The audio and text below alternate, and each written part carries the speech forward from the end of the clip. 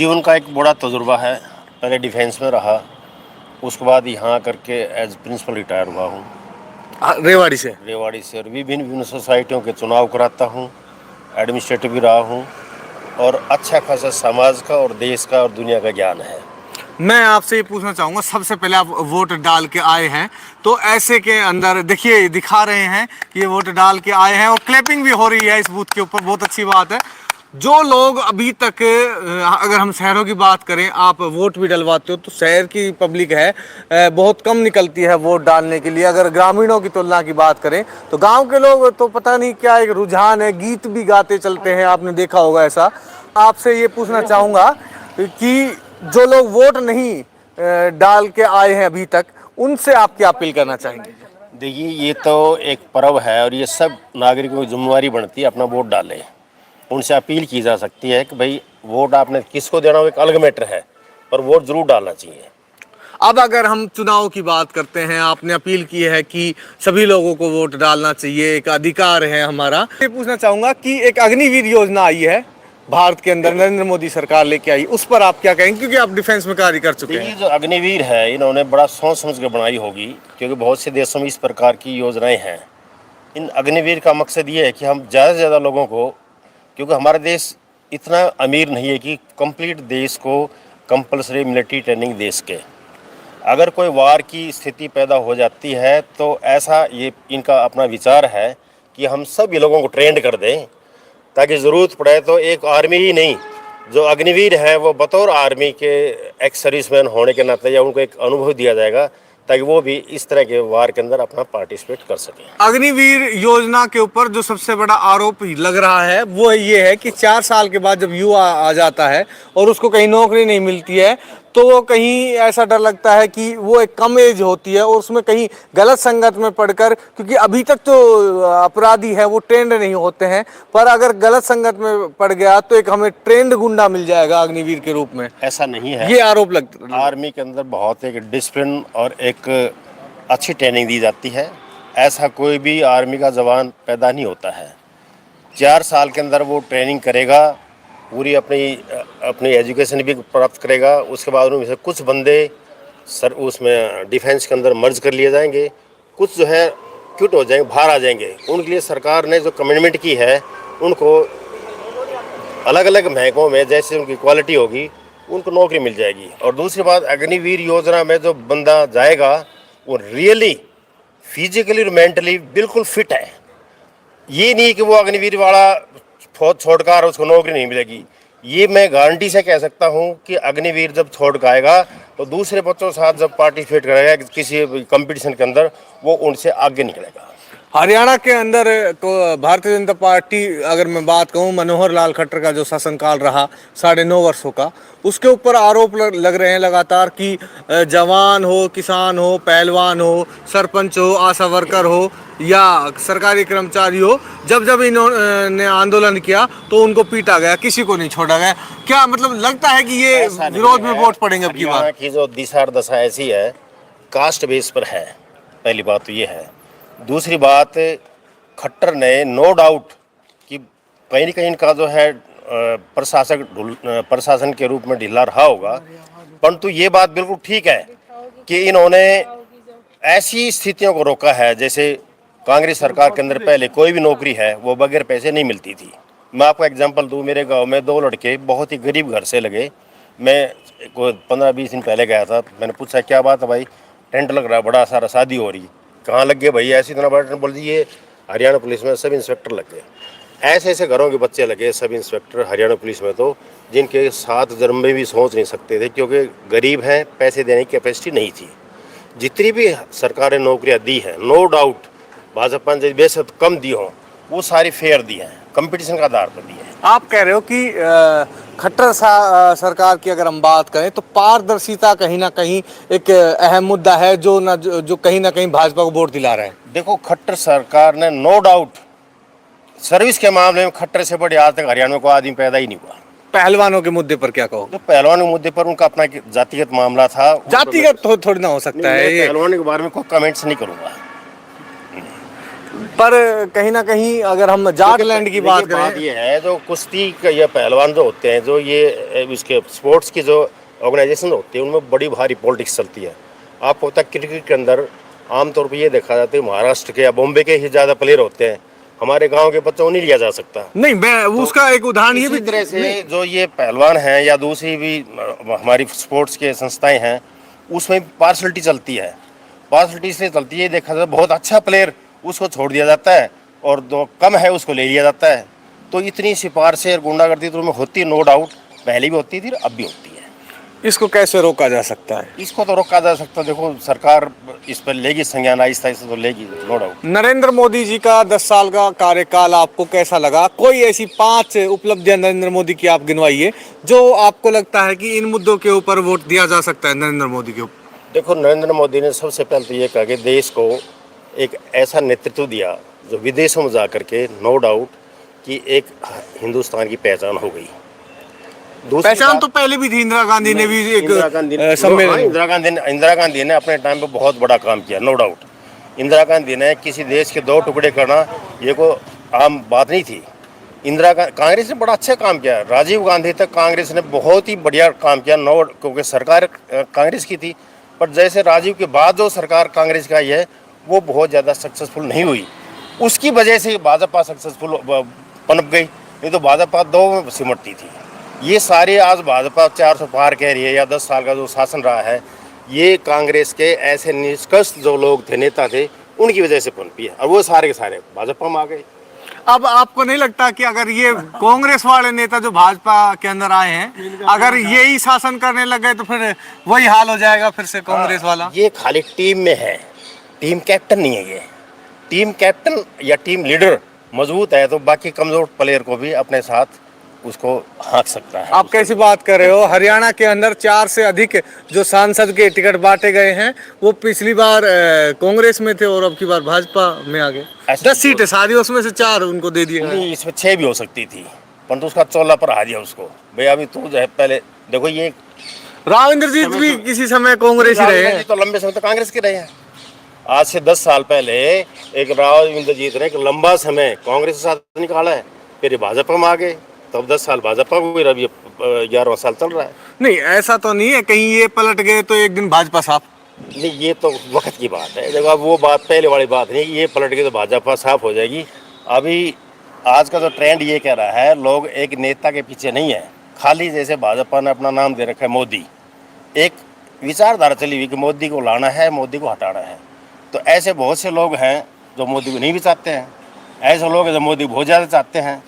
तो ये इस तरह के जो लीडर जो माइग्रेट होकर आते हैं, उनकी इतनी बड़ी बहुत बड़ी अहमियत नहीं होती है कि वो सरकार चली जाएगी या सरकार गिर जाएगी, ऐसा कुछ नहीं है। मैं आपसे एक और बात करना चाहूँगा। मैं इतिहास में काफ़ी रुचि रखता हूँ और इतिहास के मुद्दों पर हमने देखा है कि जब केंद्र के अंदर सत्ता होती है, एक व्यक्ति के अंदर सत्ता होती है, और जब वो व्यक्ति निराधार हो जाता है या वो मृत्यु हो जाती है, किसी तरह से वो नहीं रहता है, उसके बाद जो राज्य है, अब भारत भी एक राज्य है, वो कहीं ना कहीं विखंड होने का कहीं ना कहीं वो रहता है उसके अंदर। तो आज ऐसा लगता है कि जैसे कहीं ना कहीं देश में भारतीय जनता पार्टी की तरफ से देखे तो नरेंद्र मोदी ही बड़े नेता के रूप में प्रेजेंट किए जा रहे हैं, पर ऐसा नहीं है कि नरेंद्र मोदी जाने के बाद कहीं भाजपा बिखर जाएगी। ऐसा कुछ नहीं है। इंदिरा गांधी जब थी तो बड़ी ही मजबूत और ताकतवर थी, और उसका देश नहीं दुनिया में उसका डंका बजता था। तो ये लोगों को था कि भी चली जाएगी तो बहुत देश कैसे चलेगा, देश का नुकसान होगा, एक झटका लगता है, नो डाउट फ़र्क पड़ता है इसका। परंतु जब मैकेली एक डिस्कस में देख रहा था यूट्यूब पर, तो उसमें ये दिखाया जा रहा था कि भाई अटल बिहारी भाजपा ने क्या गलती कर दी। अटल बिहारी वाजपेयी का कोई प्रतिनिधित्व नहीं चुना, जिसकी वजह से बीच में चली गई। अब इन्होंने ये लगाया है कि क्यों न आदित्यनाथ योगी को इसको आगे भविष्य के लिए लाया जाए। इस तरह की चर्चाएं थी, पहले भी चर्चा थी कि भाई योगी को हटा देंगे क्योंकि इनकी मन की मर्जी होती है, गुजराती लोबी सारी हावी हो रही है। ऐसा नहीं है, खाली गुजरातियों से काम नहीं चलता, ये पूरा देश है, और देश की जनता को एक आदमी मोल्ड नहीं कर सकता। जनता जब जागती है वो बात खत्म होगी। पहले हम लंबे समय तक गुलाम रहे हैं, अब हम स्वतंत्र हैं। अब कोई देश का नेता अगर अपनी दादागिरी चाहे, डिक्टेटरशिप चाहे या तानाशाही चाहे, वो देश में संभव नहीं है। लोग जाग चुके हैं, लोग अवेक हो चुके हैं, लोगों के अंदर इतनी सोचन शक्ति है, डिसीजन लेने की पावर है और ये सब कुछ करने को तैयार है। मैं गुलाम कश्मीर की बात कहूँ जिसको पीओके कहा जाता है, तो क्या अभी डिफेंस से आप जुड़े रहे हैं, तो क्या बहुत आसान होगा अब अगर नरेंद्र मोदी तीसरी बार टर्म में आ जाते हैं तो उसको भारत के अंदर विलय करने के लिए, क्या पहले से आसान होगा आपकी बात? सरकार ने जो डिसीजन लिए हैं, जो एक विवेक है ना, एक डिसीजन मेकिंग पावर है जो नरेंद्र मोदी जी में है, जैसे धारा 370 थी, इच्छा शक्ति। हम भी ये सोच रहे थे इस धारा से 370 लगा ही नहीं सकते, मुसलमानों को 3 तलाक ये कैद कर ही नहीं सकते, और वो करके दिखा दिया। अब ये जब सरकार आई है, चाहे यूपी में आई है, चाहे इसमें JNK में है, पहले बहुत ज़्यादा दंगेबाजी होते थे, दंगेबाजी तब भी होते, ये बात नहीं है, पर पहले सरेआम होते थे। हम टीवी पे देख रहे थे, मैच चल रहा है हिंदुस्तान और पाकिस्तान का, हिंदुस्तान के लोग पाकिस्तान का झंडा दिखा रहे थे। अब किसी को हक नहीं है कि हिंदुस्तान में रह करके और पाकिस्तान की जय बोल दे, उसी समय उसका मुंह तोड़ दिया जाएगा। तो आपने जैसे खुल के बात की, अग्निवीर की बात हो, अग्निवीर देखो सरकार की अपनी प्लानिंग है, बहुत बड़े बड़े इसके प्लानर बैठे होंगे, उन्होंने विचार किया होगा कि भी इसको किस तरह से लागू किया जाए, इसके आगे क्या परिणाम होंगे। और एक मैं आज से 2 महीने पहले एक राजनाथ जी की स्टेटमेंट भी थी, अगर ज़रूरत हुई तो अग्निवीर को इसमें रिफॉर्म भी किया जा सकता है। जब सरकार के ऊपर ऐसा दबाव पड़ेगा या सब लोगों का एक विचारधारा इकट्ठी जाएगी, वहाँ पर एक व्यू जाएगा, तो कहीं ना कहीं अग्निवीर के ऊपर रिकन्सिलिएशन भी हो सकता है। मेरे साथ अभी कांग्रेस प्रवक्ता है, मैं चाहूँगा कि वो भी आए इस डिबेट के अंदर, पर उनसे पहले एक मेरे साथ ग्रामीण जो जुड़ चुके हैं। कहाँ से हो आप? मैं बाहर से। कहाँ से हो? बाहर से? का देश बाहर से, बाहर के थोड़ी ना हो, बिहार से हो। अगर हम बिहार की बात करें तो आप वोट डालने गए थे बिहार के अंदर? नहीं। कारण क्या है, वोट क्यों नहीं डालने गए? नहीं, वोट डालने गए, हम यहाँ पर काम में फंसे रह गए, मजदूरी है। अच्छा, एक बात और, अगर सरकार हमारी अगर ये बात सुन रही हो तो विशेषकर यूपी और बिहार के लोग हरियाणा, राजस्थान और पंजाब जैसे क्षेत्रों में कार्य करते हैं, मजदूरी करते हैं, और अगर हम एक दिन वोट डालने की बात करते हैं तो इनकी मजदूरी इतने गरीब होते हैं कि ये जाएंगे तो लगभग 1000 रुपये लग जाएंगे और आएंगे तो 1000 रुपये लग जाएंगे। पर देश के अंदर 5 साल का एक चुनाव होता है, तो आप वोट तो कहीं ना कहीं आपके भविष्य के लिए ही दे रहे हो, क्योंकि आपका जो बच्चा है उसका भविष्य तो सिक्योर होगा कम से कम वोट डालने के लिए। आज भलाई से वोट डालना चाहिए, ऐसे वोट से महरूम नहीं रहना चाहिए। लेकिन मजबूरी है ये कि आने जाने का खर्चा भी पड़ जाता है, काम यहाँ जब ठेकेदार लगे रहते हैं तो वो छुट्टी नहीं देता जल्दी, इसलिए काम पे रुकना पड़ता है। मैं चाहूँगा चुनाव जो प्रशासन है वो इन चीज़ों को भी ध्यान दे। आपने जैसे सुना, ये महोदय हैं, इन्होंने कहा कि मेरी मजदूरी का कार्य है, छूट जाएगा, गरीब है, परेशान है, लेकिन वोट डालना चाहते हैं। तो चुनाव प्रशासन ऐसा कौन सा कार्य कर दे? आप डिफेंस में रहे हैं, आपने विकट से विकट परिस्थितियाँ देखी है और आपने बहुत सारे सोसाइटियों के चुनाव भी कराए हैं, तो ऐसे में क्या चुनाव आयोग को आप सुझाव देना चाहेंगे? ये मेरा सुझाव रहेगा कि इन लोगों को यहाँ इस प्रकार की व्यवस्था की जाए, जैसे बिहार में चुनाव है और ये लोग यहाँ पर रह रहे हैं, तो इनको अलग से एक दिन, जिस दिन इनके कॉन्स्टिट्यूशन में चुनाव है, अलग से बूथ बना करके, जैसे हमारे एम्प्लॉइज हैं उनको बैलेट पेपर दिया जाता है तो वो डाल देते हैं। इस प्रकार का चुनाव आयोग ने इनका प्रबंध करना चाहिए। और जहाँ तक इनकी ये भाई कह रहे मजदूर हैं या अपनी रोटी रोजी के लिए आते हैं, देखिए हमारे देश के पॉपुलेशन इतनी ज़्यादा है, इसको कंट्रोल करना कोई भी सरकार आ जाए, चाहे वो कांग्रेस हो चाहे भाजपा हो, वो बेरोजगारी दूर नहीं कर सकती, वो मजदूरों की समस्याओं दूर नहीं कर सकती, पर उनको कुछ कम कर सकती है, तो ये उनके अंदर है। तो यहाँ पर देख सकते हैं सभी लोगों के अपने अपने विचार है, कोई किस तरह से समझाता है, यहाँ पर जनता का क्या कहता है मौन। यहाँ पर मेरे साथ में अंकल जी और मौजूद हैं, दोबारा जुड़ चुके हैं, वो हम जान लेते हैं। अब की बार भाजपा वाला कह रहे हैं कि भाई 400 पार, क्या कहना चाहेंगे इसके बारे में? देखिए, हमारे जो आदरणीय प्राइम मिनिस्टर हैं वो हिंदुस्तान की जनता को नमज पहचानने में माहिर है।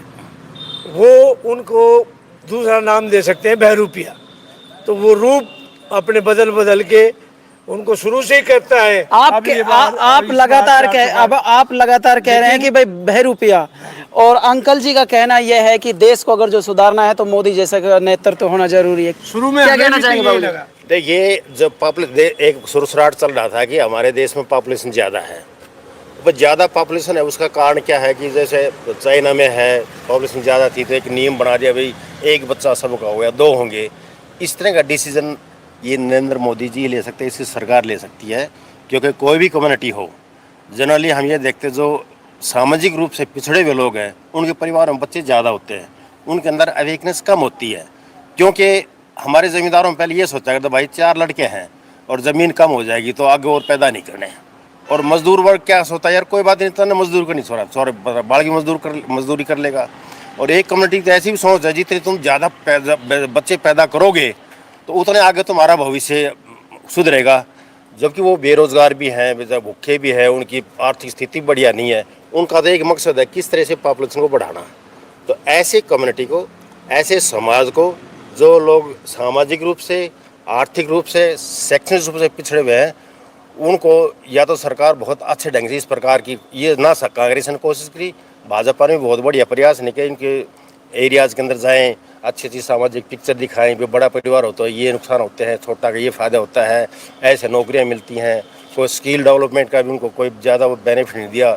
रेवड़ियाँ पहले सरकारी बांटती रही और ये सरकारी बांटी नो डाउट, तो ये रेवड़ी बांटने से गुजारा नहीं होता 5-7 किलो आटा। तो आपको क्या ऐसा लगता है कि भाई मोदी जी रेवड़ी बांट रहे हैं? नहीं, भाजपा ही रेवड़ी बांट रही है, ये बात नहीं है नहीं बांट रही है। मैं ये नहीं कहता भाजपा रेवड़ी नहीं बांट रही है। भाजपा ने भी जैसे जो कांग्रेस के अंदर जो प्रथाएं प्रचलित थी वो भाजपा भी कर रही है अपने स्वार्थ के, अपने वोट के लिए। पर भाजपा से एक उम्मीद की जा सकती है, ये ऐसे लोगों को ये ऐसा डिसीजन ले सकती है कि कल भाई एक आदमी 2 ही बच्चे पैदा कर सकता है। पावर है यार। अगर 2 पैदा होंगे तो ही आगे उसको राशन कार्ड मिलेगा या उसको सुविधाएं मिलेंगी। हाँ जी सर, तो जो जिसके ज़्यादा बच्चे होंगे तो उसको ये सरकारी संस्थाएं, सरकारी जो सुविधाएं हैं वो चीज़ें नहीं मिलेंगी। तो ये ज़रूरी है, पॉपुलेशन को कंट्रोल करना बहुत ज़रूरी है। मेरे साथ में यहाँ पर और भी बाबूजी जुड़ चुके हैं, उनसे भी हम जानना चाहेंगे। बाबूजी थोड़े से पास में आ जाइए, अपना शुभ नाम जानना चाहेंगे। विपिन सुनेजा। विपिन सुनेजा जी, पूरा परिचय दे दीजिए आप। तो मैं तो रिटायर्ड लेक्चरर हूँ, स्कूल लेक्चरर। नहीं, दूसरा परिचय और दीजिए। दूसरा भाई लिखता विखता भी हूँ। इतना ही अच्छा, परिचय है। जहाँ पहुँच सके ना रवि वहाँ पहुँचे कवि, कहावत है। तो आप भी आपके मुखारविंद से कुछ ऐसी चीज सुना दीजिए कि जो सुनने वाले भी मंत्रमुग्ध हो जाएं। नहीं, ये कोई कविता का मंच तो है नहीं, ये तो मैसेज दे दो। आपको देश दुनिया देख रही है इस चैनल के माध्यम से। देखिए, सीधी सी बात है कि हर नागरिक का ये कर्तव्य है कि वो अपना वोट सोच समझ के दे। एक तो ये कि कैंडिडेट कौन सा है वो भी देखना है, ऊपर सेंटर में वो वोट किसको जा रहा है वो भी देखना है। तो सारी बात सोच समझ कर ही वोट दें और ये ना समझें कि भाई मेरे एक वोट से क्या फ़र्क पड़ता है। आमतौर पे ज़्यादातर लोगों की यही मानसिकता होती है कि अरे भाई हमारे एक वोट से क्या फ़र्क पड़ना है। तो एक एक वोट की कीमत है और एक एक वोट के सहारे ही तख्ते पलट दिए जाते हैं, सरकारें बदल दी जाती हैं। तो बहुत सोच समझ के और पढ़े लिखे होने का यही फ़ायदा होता है कि आदमी राजनीति को समझे आजकल क्या चल रहा है और कौन सी पार्टी और कौन सा नेता हमारे देश को आगे ले जा सकता है। तो बस मैं यही काफ़ी लोग ऐसे हैं जो कि इतनी प्रचंड गर्मी पड़ रही है, हम टेम्परेचर की बात करें तो 45 के समथिंग टेम्परेचर है। इस टेम्परेचर में यार क्या करेंगे वोट डालकर? उन लोगों को क्या संदेश देना चाहेंगे? नहीं, मैं फिर वही बात कह रहा हूँ कि ये हमारा फर्ज भी है और अधिकार भी है, दोनों चीज़ें हैं, कर्तव्य भी अधिकार भी। 5 साल बाद एक ही बार तो मौका मिलता है और उस मौके को भी हमने गंवा दिया और घर बैठ गए कि जो होगा सो देखा जाएगा। तो फिर बाकी काम तो नेताओं ने करना है, ये काम तो हम कम से कम कर ही सकते हैं। और यूं ही घर बैठे चिल्लाते रहें कि भाई ये नहीं हो रहा वो नहीं हो रहा, तो हमारे हाथ में ही सब कुछ है और हमें अपना काम तो करना ही चाहिए, चाहे गर्मी पड़े चाहे ओले पड़े। आपने काफ़ी पिछले लोकसभा चुनाव देखे हैं, लेकिन अब की बार कुछ क्या नया परिवर्तन देख रहे हैं? नहीं, नया तो कुछ ऐसा मुझे नहीं लग रहा। और थोड़े बहुत परिवर्तन तो हर बार होते ही हैं, तो बाकी ऐसा कुछ विशेष परिवर्तन तो मुझे नज़र नहीं आ रहा। देखो जी, हमारी जो पब्लिक है ना जी, वो सबको पसंद कर रही है इस बार। इनको फिल्में भी चाहिए और राव साहब भी चाहिए, एरिया राव साहबों का है ना जी।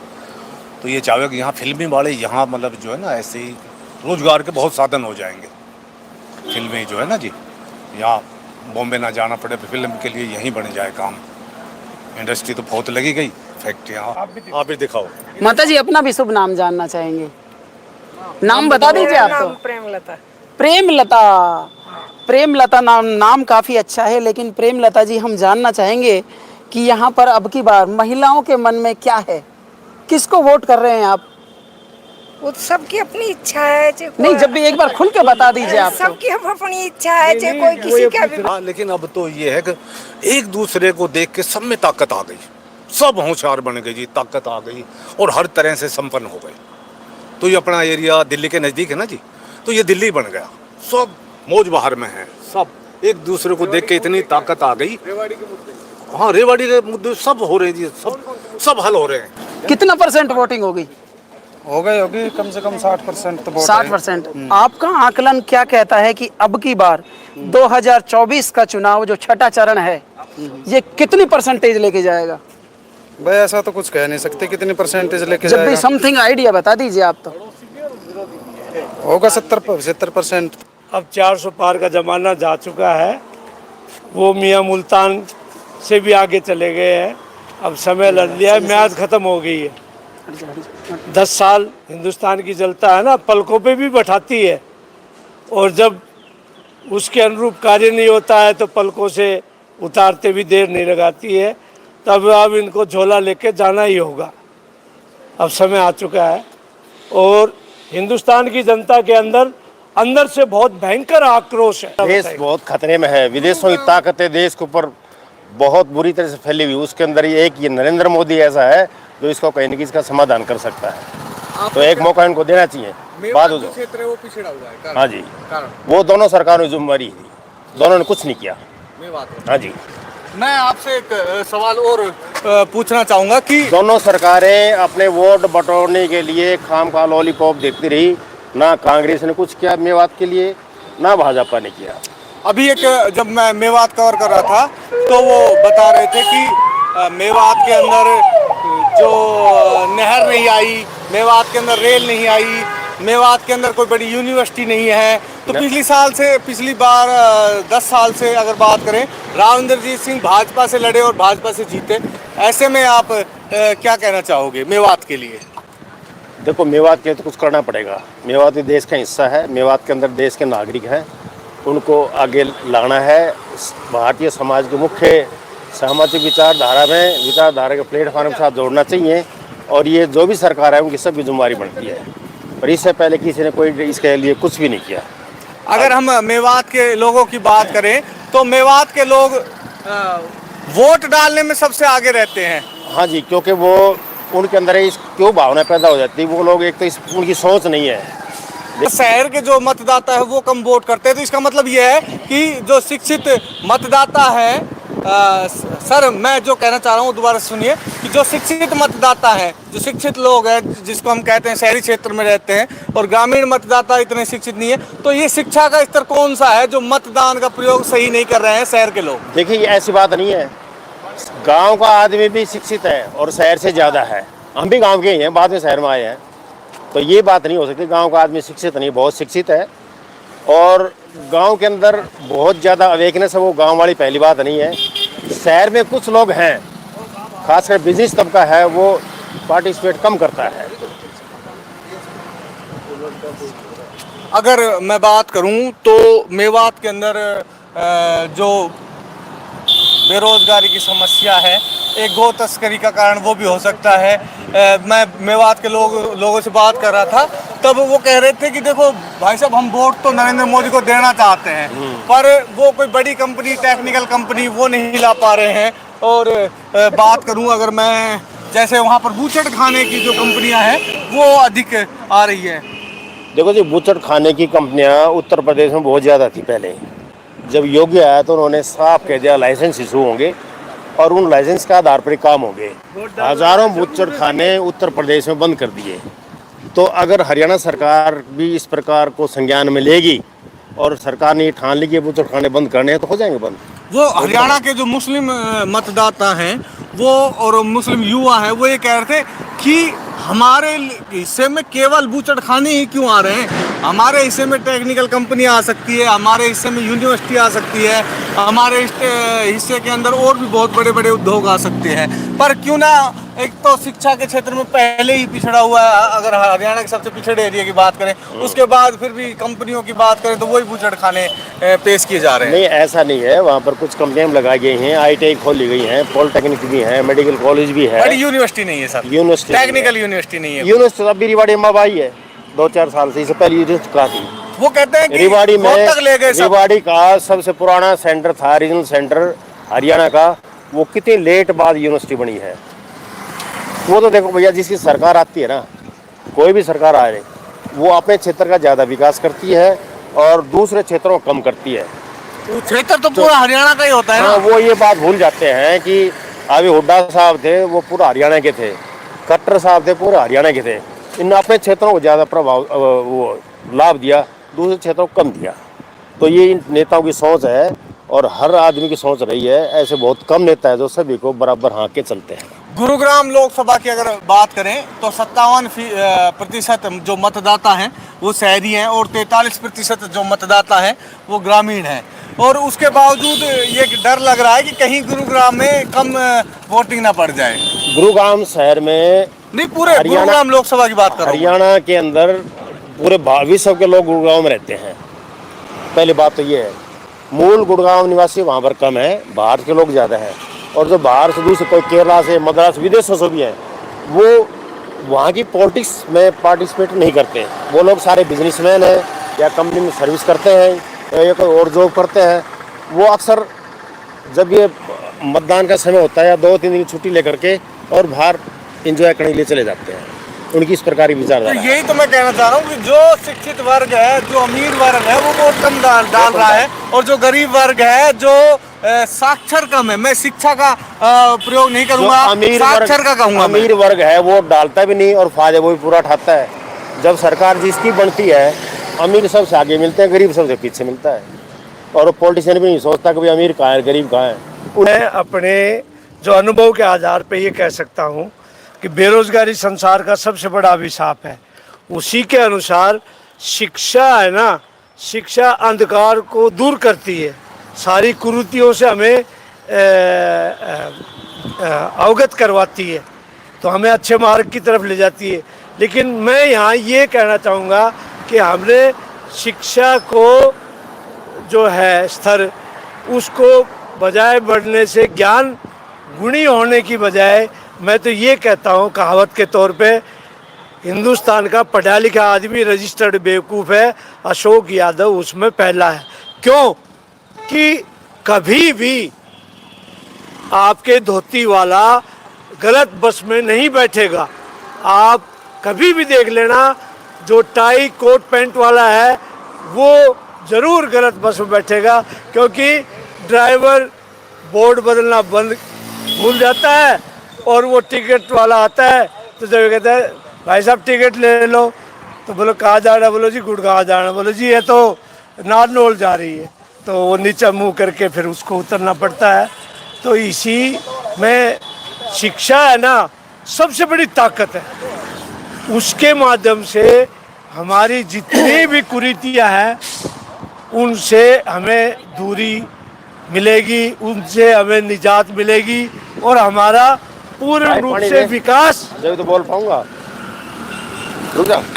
पूर्ण रूप से हमारा विकास जभी संभव है जब हम ज़्यादा से ज़्यादा शिक्षा का प्रचार और प्रसार करने में सक्षम साबित हो पाए। मैं आपसे एक और अपील करवाना चाहूँगा, फिर से आगे एक अपील कराना चाहूँगा, क्योंकि वोटिंग के लिए बहुत लोग कम हो चुके हैं। हम बूथ पर देख रहे हैं कि नाम मात्र के लोग हैं और आराम से एक मौसम भी बदल गया है, मौसम भी ठंडा हो चुका है। ऐसे में आप दोनों से मैं अलग अलग अपील कराना चाहूँगा कि अलग से दोनों, चाहे वो बीजेपी के मतदाता हो या कांग्रेस के हो या किसी भी देश की पार्टी से हो या निर्दलीय को वोट देना चाहते हो या फिर वो नोटा को वोट देना चाहते हो, तो ऐसे के अंदर मतदाता जल्द से जल्द बाहर निकले अपने घरों से और वोट डाले। आप मैं आपके चैनल के माध्यम से हरियाणा निवासियों से एवं पूरे भारत के वासियों से जहाँ जहाँ मतदान हो रहा है, आज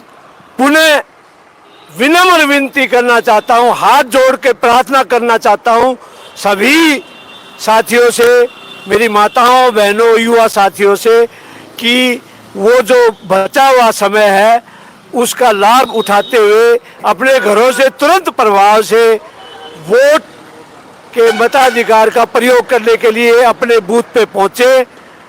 इसी शुभकामनाओं के साथ मैं एक बार पुनः आप लोगों के माध्यम से अपील करना चाहता हूं। धन्यवाद। जय हिंद, जय भारत। ने कहा मेरे बिल्कुल खूब हो विचार हैं। हमारे पूरी जनता से अपील है, आज जहाँ जहाँ भी वोटिंग हो रही है उस इलाके में सभी क्षेत्रवासियों से अनुरोध है कि वो आए और अपनी वोट का सदुपयोग करें, ताकि ये पता चले कि वोट डली है। और आप दें किसी को भी, जिसकी भी जो विचारधारा है, जिसकी वंशा है, जिसको लाना है, वो उनकी मर्जी है, पर वोट सभी को देनी चाहिए। ये आपका अधिकार भी है, आपका कर्तव्य भी है, और आप देशवासी हैं। देश को आगे बढ़ाने के लिए, देश की व्यवस्था को दुरुस्त कराने के लिए वोट आपको अवश्य देनी चाहिए। तो आपने देखा गुरुग्राम लोकसभा का जो एक क्षेत्र है, हरियाणा का जिला भी है रेवाड़ी से, तो हमने जो लोग मतदान देकर आ रहे थे उनकी हमने मंशा प्रकट करने की कोशिश की। और मेरे साथ कांग्रेस और भाजपा दो कार्यकालों की अगर हम बात करें तो इनके साहब मनमोहन जी फेवरेट हैं और इनके मोदी जी फेवरेट हैं। है इनके इंदिरा गांधी भी कभी फेवरेट थी आपकी? जवाहरलाल नेहरू है, इंदिरा गांधी है, राजीव गांधी है, राजीव गांधी तक? हाँ जी बिल्कुल। तो उसके बाद जैसे राजीव गांधी का शासन गया, उसके बाद आप उसके बाद से कांग्रेस के अंदर वो एक पेनिट्रेशन, एक्टिवनेस, सोच, उसमें कहीं ना कहीं गिरावट आई है। तो उन्हीं की वजह से ये भाजपा डेवलप हुई है। तो देखिए भाजपा का डेवलप होना कांग्रेस की गलतियों से, कांग्रेस की गलतियों के कारण भाजपा डेवलप हुई है। आपने देखा, अगर मैं एक बात और बोलना चाहूंगा, एक 4 दिन पहले वो कहाँ भिवानी में राहुल गांधी जी आए हुए थे। एक साइड में थी राव दान सिंह बैठे थे और एक में किरण चौधरी बैठी थी, जबकि राहुल गांधी को हम ये मानते हैं कि उससे बड़ा कांग्रेस में कोई नेता नहीं है। उसके सामने भी उन दोनों नेताओं की तो में हो गई। तो कहीं ना कहीं कांग्रेस के अंदर एक अनुशासन, एक डिसिप्लिन की सोच का अभाव अवश्य आया है। ये एक अपना डिसीजन नहीं ले सकते। लोग कांग्रेस को वोट देना चाहते हैं, परंतु कांग्रेस अपनी व्यवस्था को सही ढंग से बना नहीं पा रही। तो कांग्रेस अपने अध्यक्ष बनाने हैं, जिला राज्य का अध्यक्ष बनाना है, जिला का अध्यक्ष बनाना है, ब्लॉक के बनाने हैं, काफ़ी लंबे समय से लंबित पड़े हैं। और कांग्रेस पर कोई संज्ञान ले ही नहीं सकती, ले नहीं पाती है, तो इनमें आपस में युद्ध बच जाते हैं, लड़ाई हो जाती है। तो देखिए भाजपा करे गलत है, डिसीजन के पक्के हैं, चाहे वो किसानों का मुद्दा हुआ, जवानों का मुद्दा हुआ, पहलवानों का मुद्दा, डिसीजन तो डिसीजन ही है। ये मैं यही तो आरोप है ना आपके मित्र का, वन मैन शो है। डेमोक्रेसी तो नाम मात्र के देश में हमेशा हर सरकार ने वन मैन शो हुआ है। इंदिरा गांधी टाइम में वन मैन शो था, जिसकी सरकार बनानी बनेगी, गिरानेगी, इनका भी वन मैन शो है। हर चीज़ का वन मैन शो ही रहेगा, जो नहीं तो देश चल ही नहीं सकता। इतनी पॉपुलेशन है, इतने लोग हैं। आपको एक मुरारी जो हमारे पीएम हुए हैं देशमुख जी, मुरारजी राज देसाई जी, अब मैं उनकी बात कर रहा हूँ। तो उनका जब पहली बार भारत के अंदर गैर कांग्रेसी पार्टी की सरकार बनी थी, तो उन्होंने क्या किया था कि 7 राज्य जहाँ पर कांग्रेस की सरकार थी, उनको ये कहकर भंग कर दिया था कि आपके खिलाफ मत पड़ा है और इसलिए आपकी ये जो राज्य की शासन सरकार है भंग कर दी जाती है। वो भी एक वन मैन शो ही था ना। भारत में जिसको भी मौका मिलता है वो ऐसा करता ही है। Not only Modi, not only Indira, सब ऐसा करते हैं। तो देखिए हरियाणा करे हुए हैं, करते भी रहेंगे, आगे भी करते रहेंगे, आगे भी करते रहेंगे। बिल्कुल। यानी कि देश हमारे अंदर क्या पावर, आज वोट डाल दी, बात खत्म। तो देखिए ये थे हरियाणा के ठाठ, और मेरे साथ एक भूतपूर्व युवा कहूंगा मैं इनको, ये भी युवा है, क्योंकि हरियाणा के अंदर ना एक बड़ा हरियाणा के ठाठ है, और लोग कहते हैं कि हरियाणा के जो लोग होते हैं वो बूढ़े नहीं होते, कारण या तो कोई होते हैं युवा और कोई होता है भूतपूर्व युवा। नाम क्या है अपना? ओमपाल सैनी। ओमपाल सैनी जी, नायब सैनी जी मुख्यमंत्री बना दिए गए लास्ट टाइम पर, तो भाजपा का मास्टर स्ट्रोक चलेगा अब की बार? बिल्कुल चलेगा जी। जब उन्होंने कुछ सोच समझ के ही बनाया है तो इसका मतलब जो है ना पब्लिक चाहती होगी, इसलिए तो बनाया गया है। वोट डाल के आ गए आप? अभी जा रहा हूँ। आप वोट डाल के आ रहे हैं, हमने वोट डालकर वोट डालने जा रहे हैं। तो ये थे मेरे साथ हरियाणा की असिस्टेंट लेबर कमिश्नर, देखिए पूर्व है, ये भूतपूर्व भी है और एक कमिश्नर भी भूतपूर्व है। मिलते हैं अगली वीडियो में, तब तक जय भारत जय हिंद।